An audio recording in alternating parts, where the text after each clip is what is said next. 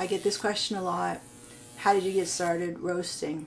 And this is good. I've been asked this question a lot and I still don't have a really succinct answer. So the more I keep answering this question, I think is good for me.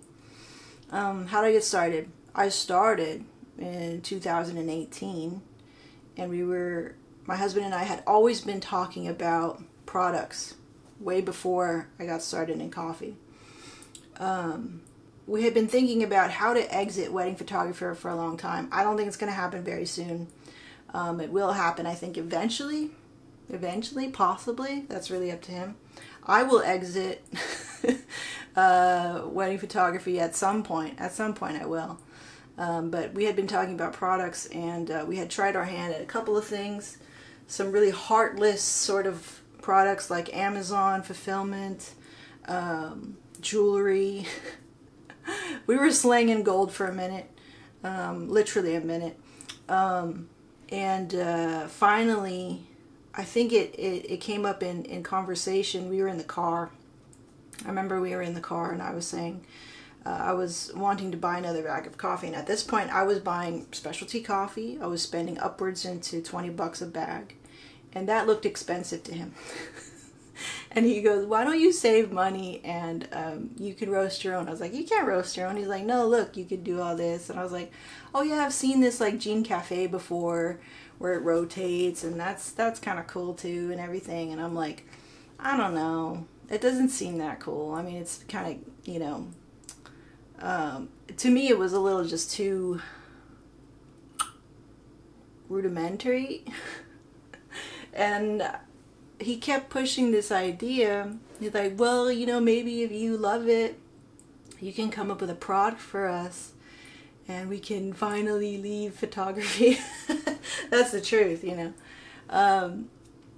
we're just trying to think of something more sustainable because we're getting older, So I thought, okay, all right, well, and it really scared me, this idea of starting something and actually making it into a product. And it scared me because I already loved coffee so much. I really, really love coffee. Like, I've been a coffee drinker since probably 14, 15. And I come from Folgers, creamer, sugar, drip coffee machine, Mr. Coffee machine. Okay, so like most of us, right? So I already loved coffee and I didn't want to taint it with his entrepreneurial drive and ambition. And there was a lot of tension actually in the beginning where I was like, hey, you need to let me do this on my own. Okay, like, you had your time to do photography on your own, and I really stepped back with that. I really am only a manager in that company. I help bring ideas to fruition. I build bridges, but you are the visionary. You are like, you decide where we are going. And in order for me to feel comfortable doing that on the coffee side, you need to let me do that. You can't step in again and try to lead this and that. And, it was a lot of tension. And it was a good lesson for me to finally learn how to put my foot down or create boundaries. That's a better word, just to create boundaries with my husband because of our prior working relationship where he would steer the ship and I am the first mate and I make the ship go. So that was a switch. So just I think psychologically it was a challenge for me. But I think I really craved it. I think I really, at that time, I did really want to do it. I was also really kind of scared and afraid and also frustrated that he was trying to lead me again or kind of like fall into the same habits, but it was different. And so navigating those unfamiliar waters, like semi-familiar and then unfamiliar, was weird, and there was tension. We had to work a lot of stuff out, and I think it was cool because it brought a lot of things out in our working relationship and our marriage to address and to fix. It was cool. And I learned how to be a stronger partner and a stronger wife during that time. So a lot of crazy lessons came from that. And at the same time, I'm learning how to roast, and I'm documenting that and putting it on YouTube, and people are fairly responsive. And I believe the only person who was really making usable content for me was a Napo barista, you know, and he had a hot top, and he was showing all the things. I was so inspired by him. I thought, cool, like I'm gonna do that too, and I'm just gonna go through everything. And I was already making content like that, like vlogging my life, and I do that anyway. I've been doing that, so it was natural for me to vlog and to be on camera. It wasn't anything new, and slowly starting to see this like community in coffee, and right away I entered into this home roasters contest through Bodhi Leaf, our local coffee green source here in Orange, California.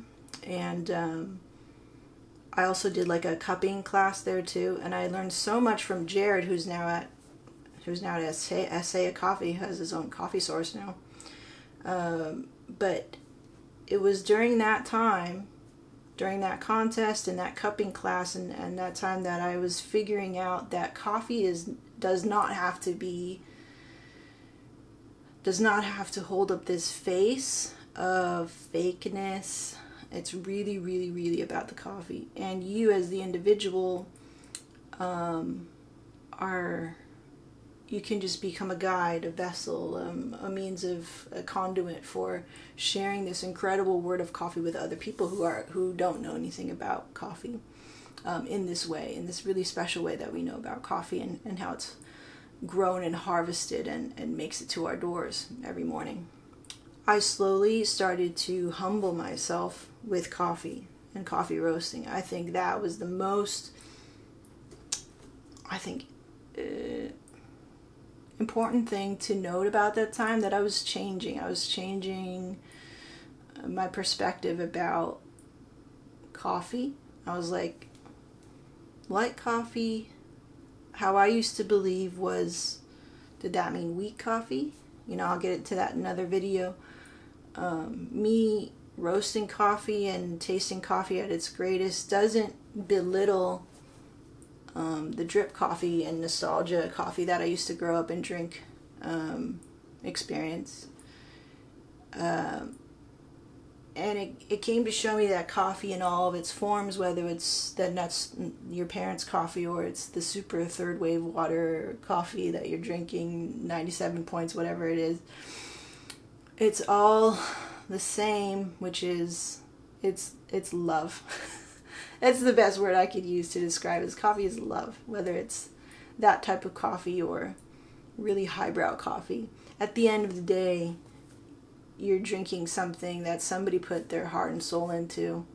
The roasting, even the processing, even the shipping and the packaging and all that stuff, like all the hands that have gone into it. There's so much care and attention being paid when it's done correctly, for you to be able to experience the coffee that we experience. And this is a finite resource, you know. So I think that was the most important thing to, as I reflect back on it, was only 2 years ago. It seems really long ago, but it's love, I think, in another form. And I think when I finally realized that, I was like, oh, this is love. This is self-love. This is community love. This is love for growing something and nurturing something from nothing. This is love for your customer. This is love for the process, the journey. Love for you're never going to be perfect.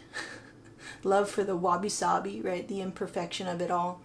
And I think when you realize that, and you can translate it to the rest of your life, which is really powerful.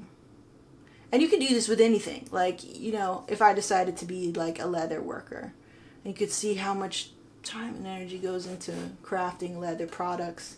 And if you could parallel that to like how you work with somebody in your day-to-day basis, how you serve your husband food at the end of the night or whatever, right? If you can make those parallels in your life, and I try to do that. I don't always do it, but I find that coffee, of all things, and it kind of makes sense because if you're a coffee drinker, you deal with it every day. Letting it influence you in this way where you can become more compassionate in your life, more patient, more appreciative. And that's where this idea came from, which is to honor the cup, is to honor this process, these processes, honor this whole thing, because there's so much that goes into it, and you're part of this chain. If one piece of the chain, no matter how minuscule it is or grandiose, if that's missing, then the whole thing is just effed, right? So there's so much honor, I think, that goes along with that. So, and I'm just incredibly I feel honored to be a part of it. I feel honored to be a part of this community. I'm only 2.5 years in. Started in 2018. Now I'm here, and we're still really small, but it hasn't diminished how I feel about coffee, And I think that's important to make note of, is even though I'm not, I'll have lulls in sales, right? And I can equate that to how much attention I've been giving this business, because it's not my main business. So of course there will be many more lulls than highs. My passion and my love for coffee and doing this has never changed. It just became a part of my life. It was very natural. It was very easy to do that. And as I upgraded my equipment, we went from the hot top to the Mill City 1 kilo. I upgraded my coffee station. I upgraded my brewing system. I've just been slowly upgrading everything. I've just been a really even keeled. I'm as excited as I was in the beginning as I am now. And I think for me, if I'm testing things, I'm testing waters, and nothing is crazy real yet. It's nice to know that my passion and my love for coffee in this way, right, being on the manufacturing side, hasn't wavered. In fact, it increases. It definitely increases. I definitely keep it an even keel. And there'll be spikes of excitement and joy and happiness when, say, I get to roast a new coffee, or I really F some coffee up and I got to figure out what happened. But my joy for it, that I feel for it when I go to sleep at night, when I wake up in the morning, is just there. It's just there. I don't know how else to explain it. It doesn't go down. It doesn't crazy go up or down. It's just there. It's part of my life.